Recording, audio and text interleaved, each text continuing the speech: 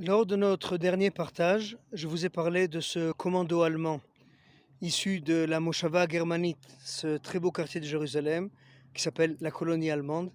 Et en 1944, nous avons dit que trois habitants allemands de ce quartier-là, de cette Moshava, de cette colonie allemande, va se rendre en Allemagne pour subir un entraînement de commando. Et leur but était de revenir en Israël, de revenir accompagnés de deux Arabes palestiniens pour empoisonner l'alimentation d'eau de la ville de Tel Aviv.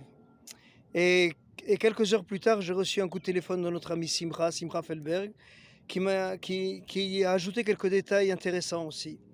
Il m'a dit effectivement, comme on l'a rappelé, le lendemain de l'élection d'Hitler en Allemagne, toutes les maisons de la Moshava germanite, toutes les maisons de cette colonie allemande ont hissé le drapeau nazi, pas le drapeau allemand. Le drapeau nazi, c'est quelque chose de tout à fait extraordinaire parce que jusqu'à présent, ils avaient des bonnes relations avec les Juifs. Et un tel acte ne passe pas inaperçu à Jérusalem. Quelques heures plus tard, peut-être moins, des militants du mouvement Bétar sont venus pour arracher ces drapeaux nazis.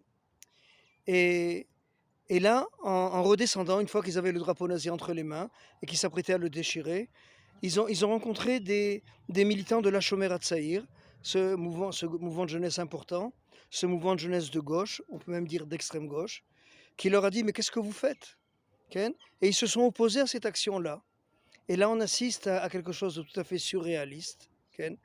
Des gens d'extrême gauche, des juifs d'extrême gauche, qui se battent contre des juifs de droite, pour permettre à des nazis de brandir librement le drapeau de leur idéologie à Jérusalem, et tout cela au nom de la démocratie.